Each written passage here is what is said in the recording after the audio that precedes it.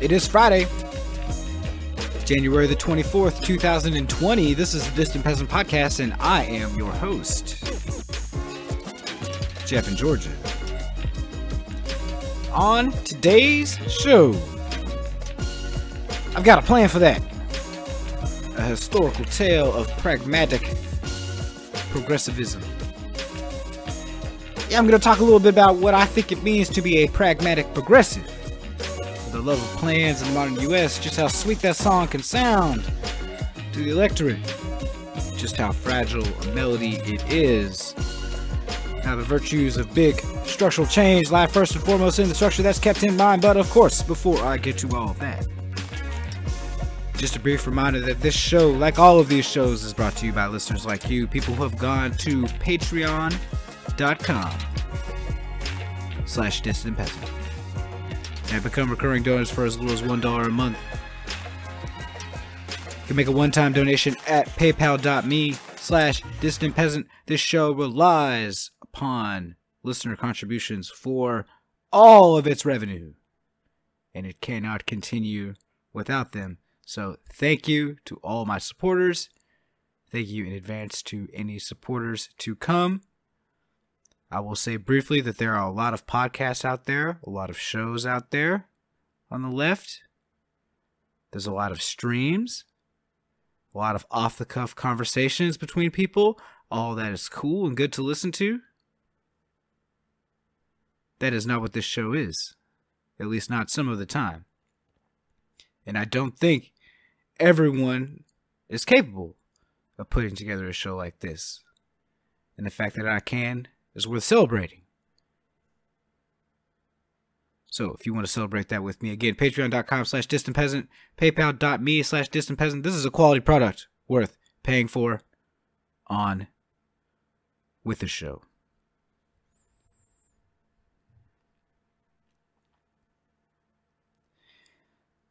So I'm a playful sort of guy, so indulge me a bit in the following true story. Now, the protagonist of which I will not reveal the name of for the moment, but you might infer it from the story the longer it goes on in the telling. Once upon a time, there was a little boy of humble beginnings who was born in America. His father made, sold, and fixed farm equipment. He died when the boy was only 6. His mother, an incredibly pious and faithful Christian woman, followed her husband in death 3 years later. The little boy himself nearly died of a serious infection in his throat around the same time. Eventually, our protagonist moved in with a maternal uncle and his wife, whose own son had died the previous year. He wasn't physically abused or materially neglected here. His uncle was doing pretty well for himself financially, but he was assigned lots of arduous chores regularly, and didn't just fail to form strong emotional bonds with this new family, but grew to resent his uncle. And much of the specific memories about this time of his life he will end up actively and consciously suppressing.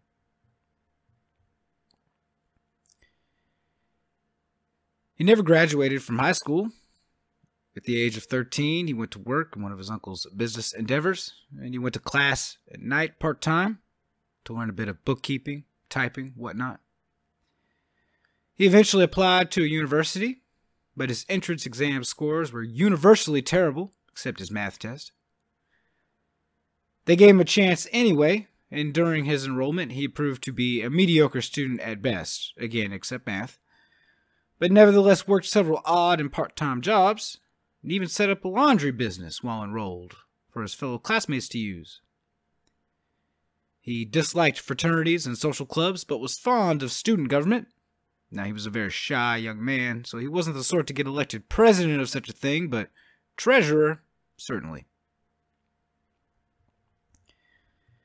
After college, he struggled to find professional employment. Even had to work as a day laborer for a time. He eventually found work utilizing his education, though. He specialized in geology, and he began working for mining companies, first at the lowest rungs of the professional tier, but eventually given a job with an excellent salary, a lot of authority, and a great deal of pressure to perform. and which required him to live rough and travel frequently throughout the harsh minefields himself, and therefore endure all the heat, isolation, and sex too.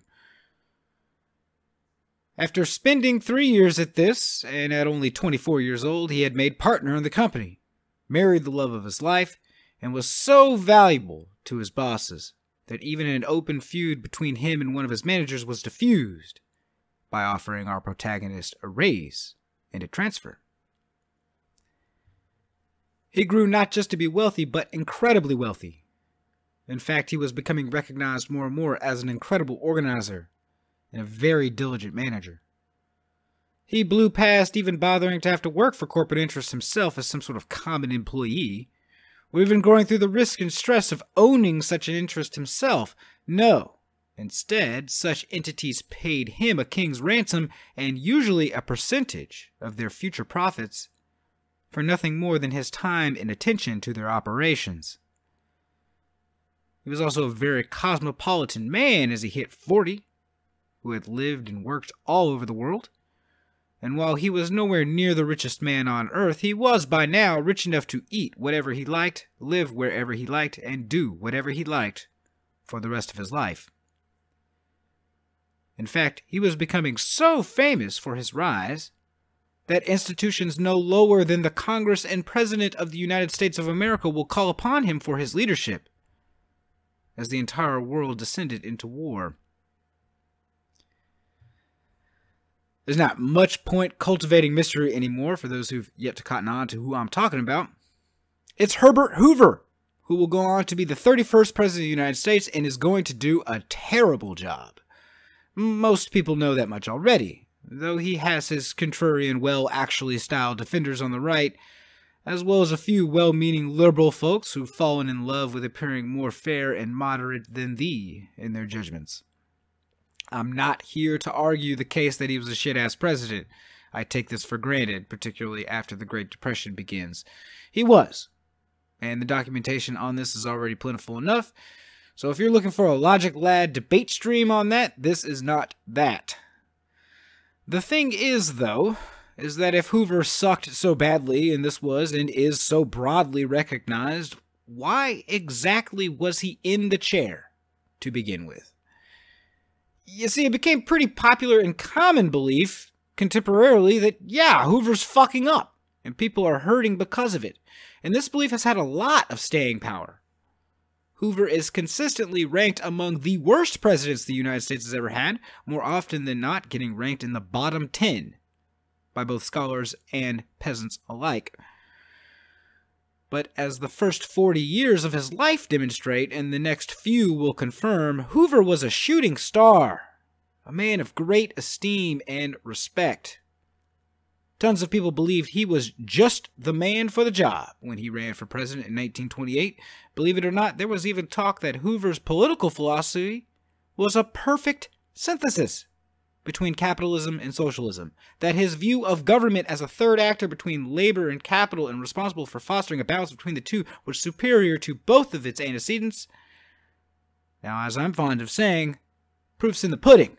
No need to dissect that recipe. Plenty of people got a taste of it at the time when he was president, and they weren't fond of it. But how people got the cook that they did to make that pudding, and why they felt he was the man for the job, at least for a time, this is what I wish to explore some. Because it may be that they didn't get the man wrong so much as they got the job wrong when they gave it to him. When World War I broke out, Hoover was in London, one of 100,000 or so American citizens overseas when hostilities began. Now, with his business connections and personal fortune, he was a natural choice for the United States consul on the scene to ask to help to organize the evacuation and aid efforts for these citizens. In August of 1914, the German army invaded Belgium, and Great Britain placed the country under blockade. The German government further declared that they were not responsible for feeding the Belgian people. The British refused to lift their blockade unless importation of food was supervised by the Americans as a neutral party. And that soon became Hoover, basically. who crossed the sea dozens of times to meet with German, British, French, Dutch, and Belgian officials to negotiate food delivery, and was pretty good at making things happen. It is unquestionable that he did much good and saved many lives, feeding, clothing, housing war refugees at this time. After the United States itself entered the war in 1917, Hoover shifted to direct work for President Woodrow Wilson, heading the U.S. Food Administration. That's a boring-sounding agency, but he was nonetheless made a very powerful man with a big mission: provide supplies to the Allied powers, stabilize domestic food and fuel prices, and prevent shortages from occurring. Now, if you're going to do all this, your mind probably drifts naturally to rationing. But Hoover was determined to avoid this if he possibly could, and instead his agency and he personally relentlessly encouraged people to conserve food and fuel whenever possible. They set up day-based recommendations for avoiding certain foods: meatless Mondays, wheatless Wednesdays, when in doubt, eat potatoes. Hell, they even encouraged people to use every bit of scrap land they could find themselves to garden. And they were so successful at it that before the war ended, they had to switch their efforts to producing materials on preserving and canning to help people try to save all this new food. To Hooverize then meant to economize, preserve, or limit one's consumption as the least one could do. For the soldiers overseas, the country at home, for the world and all its people. High-minded stuff, indeed. After the war, if you forget the Allies beat the Central Powers, the world food crisis was far from over. There were, for a little while, many refugees in Western Europe who needed aid. But the big action came to the east. Lenin had risen in Russia after the civil wars, and as all armies throughout time and space tend to do, when hostilities erupt, each army attempts to seize the food from those who grow it and deny it to everyone else. This is all occurring in the lands of the former Russian Empire, which is already exhausted from sending years' worth of men and material off to be sacrificed for the Romanov family. And I really can't emphasize to you just how bad things were there for the people. Here are a few details. Because war doesn't just end lives, it creates new ones. Specifically, it makes many orphans. Millions of people, many children, had but one piece of clothing to their names, usually a flour sack. No shoes, no coats, no underwear. Reports of cannibalism were frequent. Fuel was scarce. Medical care almost impossible to get. Historians do not agree on the precise number of dead during this famine that started at the beginning of the 1920s, ranging anywhere from 1 to 10 million across the former Russian Empire. For the record, this famine's got shit all to do with agricultural collectivization, which is still years down the road. Communism, or even Bolshevism, wasn't killing these people. It was the famine after war. Anyway, that put aside, after initially refusing American aid, based on his very correct suspicion that they were no friends to the Soviet Union, Lenin let Hoover and his people start distributing food, clothes, and medicine across the land in 1921, and everyone kind of held their breath.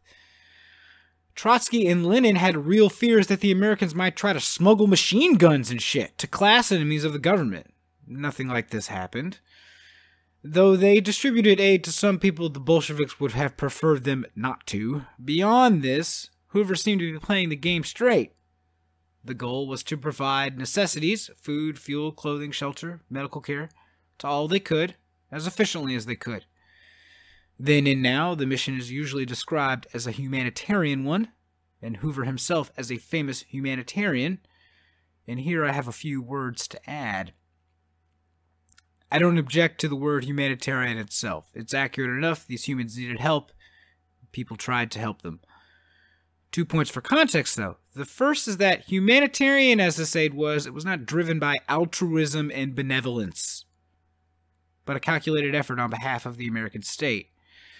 The Americans, and Hoover too, resisted any temptations to use their access to Russia to smuggle or foment rebellion against socialism directly, true. In fact, they had pretty strict internal instructions not to even talk about politics at all. but fighting famine was seen by Hoover and the administration as a way to counter Soviet communism.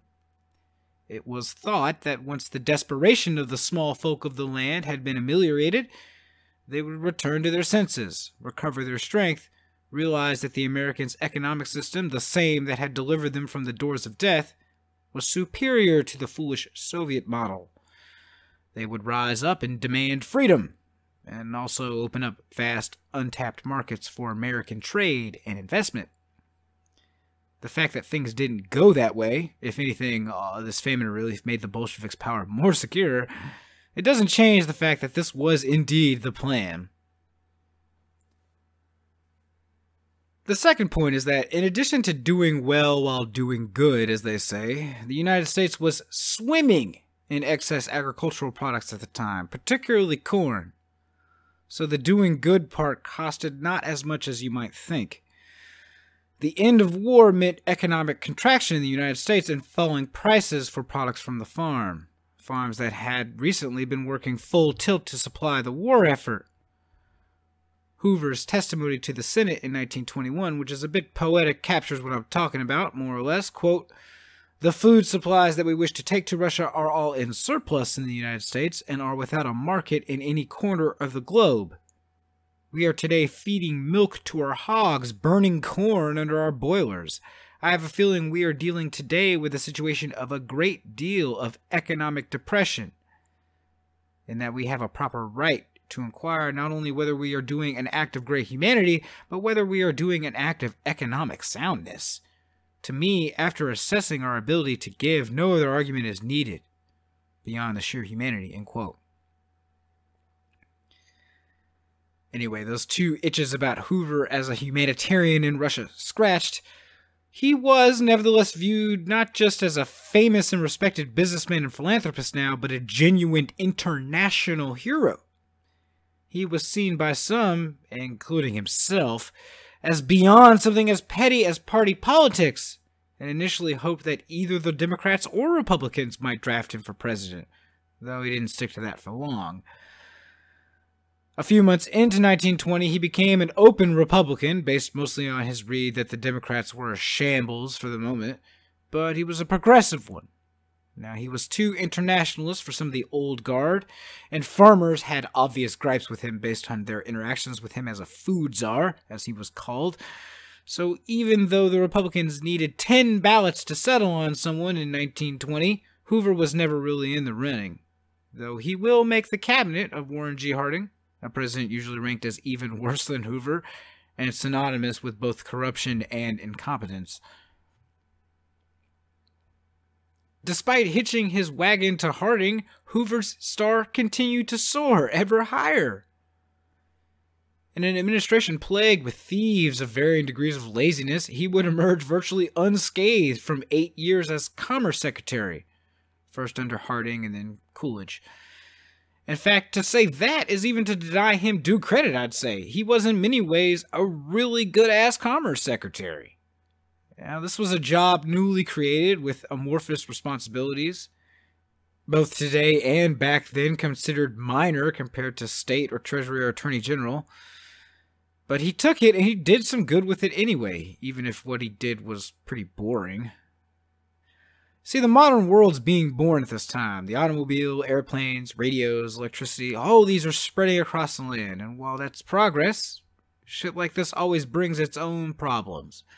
Cars and planes can be dangerous. We make them a bit safer with laws and rules about traffic lights, signage, vehicle standards, licensing, boring-ass nerd shit. And yet it needs doing, and is worth doing. Such was Hoover's portfolio, and though not every decision or political position he held was super great, he did a lot of important work trying to reduce waste, increase safety and efficiency, promote the use of data to develop best practices. And if you ask me, it's this sort of work he was best at and did the most good at. Hoover really was a good manager. Other people at the time thought so too. In 1927, the banks of the mighty Mississippi River crested in the most destructive river flooding the United States has ever experienced. Over 600,000 people were made homeless and jobless, about a third of them black, and tens of millions of acres of some of the most fertile farmland in the country was submerged underwater. Initially, President Coolidge didn't even think he should do anything at all, but eventually relented to 6 governors clamoring specifically for Hoover, that the federal government couldn't just stand aside, and he appointed our boy Big Boss of said commission. And you can probably guess what Hoover did. Exactly what he always did. He worked his ass off raising money and material and getting it to people who needed it in as efficient a manner as possible. The papers trumpeted loudly about him, so loudly in fact that he began to overshadow the president himself in the news, and was already basically the front-runner for the 1928 presidential election. His efficiency and skill as a manager set him apart from the old aristocrats of Europe, the crude and corrupt political and business classes of America, men like President Silent Cal, who starved the crisis of his time and attention. Hoover was a new kind of elite political leader, an incredibly modern presidential candidate, free of antiquated and parochial ways of thinking. Here's the Boise, Idaho statesman, quote, "America is sold on the organizing and directing genius of Hoover. No wonder this man is persistently advanced as the logical man for the swivel chair behind the big desk in the White House," end quote. Or the Oakland Tribune, quote, "In personal fitness for the presidency, there is no other American even remotely in Mr. Hoover's class," end quote. So it was thought and written, anyway. Yet some in America were learning even then that there was something pretty damn familiar about Herbert Hoover during and after the Great Mississippi Flood of 1927.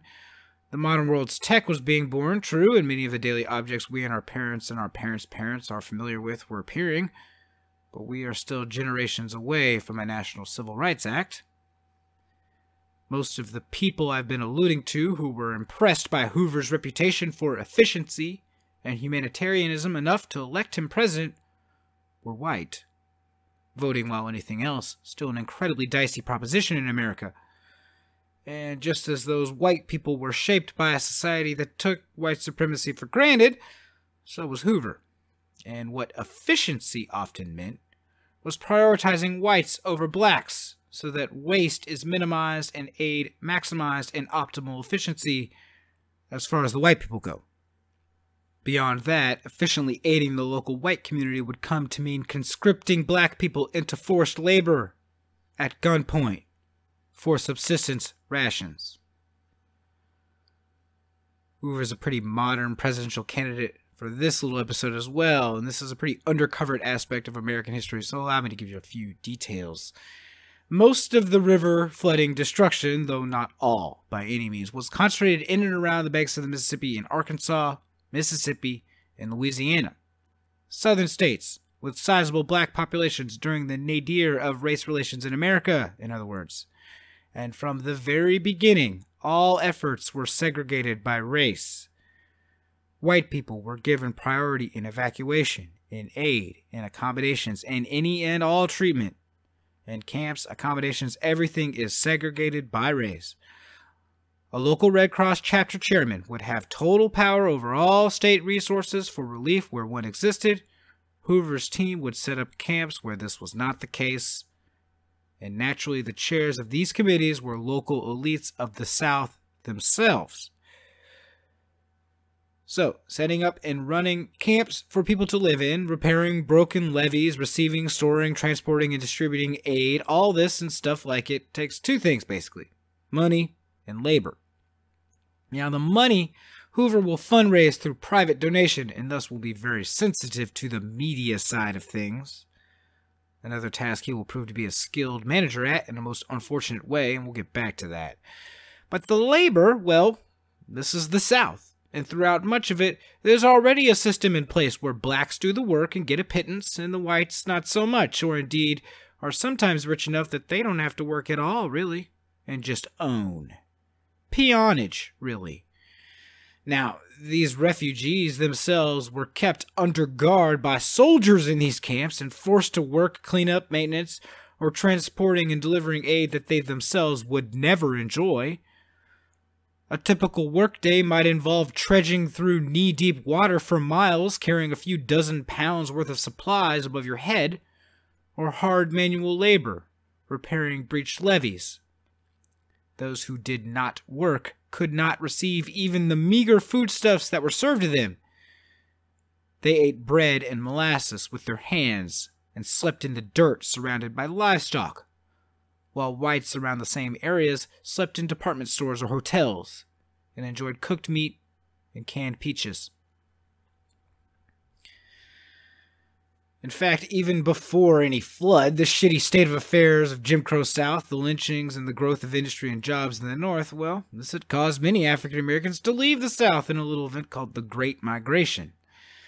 And this state of affairs was in some ways just a hypercharged version of that, a sliding back into slavery from sharecropping and peonage. It increased the rate of immigration. Laborers were forced to wear numbers on their shirts to keep them from escaping camp or shirking work duty. Tensions began to steadily rise as the months went on and spring became summer and things got hot, both literally and figuratively. Several small riots and near riots erupted. Things weren't this way everywhere and throughout the duration, true, but all that I have told you is documented. It's not based on rumor. As for Hoover, like any effective manager of an enterprise relying on funding from private citizens and not the public treasury, his efforts turned not to remedying the situation, but public relations and damage control. Chapters were ordered to investigate and produce reports of abuse that Hoover in the same breath told those same chapters he didn't believe existed whatsoever and that they should verify this.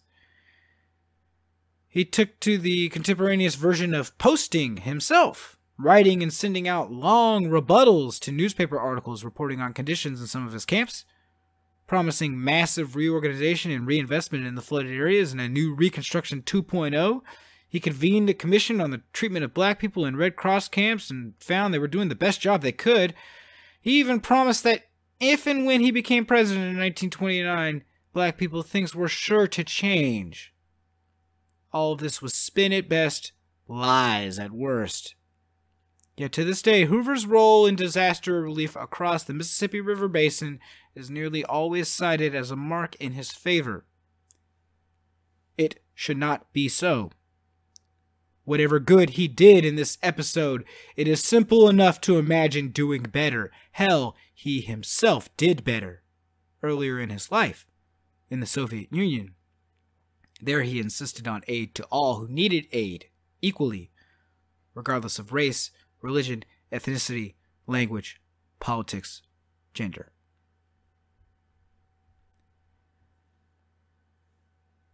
Anyway, all that said, the election in 1928 was basically a formality. He was so qualified. Hoover won the Republican Party nomination on the first ballot. The economy seemed incredibly strong, and the Democrats were hopelessly divided by prohibition more so than the Republicans. And not everyone on their side was thrilled they had nominated the first Catholic Al Smith to be president. Hoover barely even had to campaign to beat Smith by nearly 18 points in the popular vote. He won the Electoral College 444 to 87.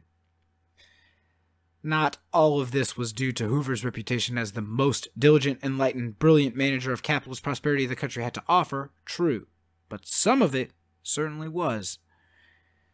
In his acceptance speech for the party nomination, Hoover said, quote, "We in America today are nearer to the final triumph over poverty than ever before in the history of this land. We shall soon, with the help of God, be in sight of the day when poverty will be banished from this land," end quote. Or this from a campaign circular, quote, "Republican prosperity has reduced hours and increased earning capacity, silenced discontent, put the proverbial chicken in every pot, and a car in every backyard to boot," end quote. Now, one might be inclined to chalk such sentiments, especially the part about banishing poverty, to the timeless tradition of politicians promising whatever they must to obtain power. But think about that strategy, if that's really what Hoover and the Republicans were doing. If it's a lie, it's a bit grandiose. You'd think perhaps they wouldn't literally promise an end to the timeless human struggle for material survival in a world of scarcity. It wasn't true, certainly, but it wasn't a lie, at least not a total one. For some people, this really was believable. That in the aftermath of World War, a new dawn was here, where human ingenuity and effort and good management could conquer anything, solve any problem, bring shared prosperity to all without end, if only the right man were in place.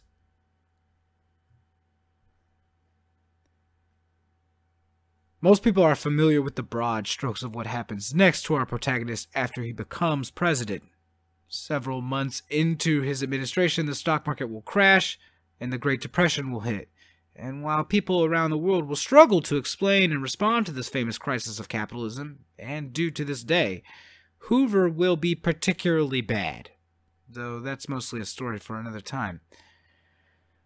Such a manager like Hoover, produced by such a country, made president by such a people, and viewed as so eminently qualified and technocratic, at a time when the word was overwhelmingly positive, who spoke himself and was spoken of as a visionary leader, well, he turned out to be a plotting, stubborn, unimaginative president and a committed ideologue for both capitalism and white supremacy. FDR, for all his flaws and failings, was a far more flexible and creative man. And this is one reason why the idle son of wealthy New York society turned out to be a better man for the job than the self-made millionaire man who rose from humble orphanhood. Another reason is this: the presidency has always been about something greater than the individual personalities, ambitions, and characteristics of the people who have assumed the office. More useful is to examine the forces that shape such people, all the language, culture, experiences that a society infuses into a person to make them who they are. Say, a little boy of humble beginnings, who learns firsthand the power of efficient management, who uses it to make his way in the world, indeed make himself an incredibly wealthy man, who further rides it to global fame and gratitude, then to the highest office of his country, on the votes of people and money with material agendas. Hoover was the candidate in 1928 with detailed plans, tastes of which people had already gotten in his efforts in Belgium, throughout Europe, throughout the Soviet Union, throughout press reports of his efforts in the Mississippi Delta. He had a plan for that, because he had a plan for everything. But this wasn't because he was so much a singular, indispensable figure of the age as the culmination of the world that made him, with all its assumptions about free markets, limited government, self-reliance, pragmatic progressivism. More than anything, Hoover painted a picture of a world where prosperity could be broadly shared by all by rooting out corruption and inefficiency. With no need to try and challenge our ways directly, we need only improve our ways progressively, with pragmatic plans that take into account all the traditional power centers around any given issue when crafting potential public policy. This is what politics is about. Policy. Not grubby little issues like the nature and size of the constituency that makes a president. The candidate with the best and most progressive policies best suited to getting the government working better through big structural change. The most qualified managerial candidate. They should be president. It worked out well with Hoover, didn't it?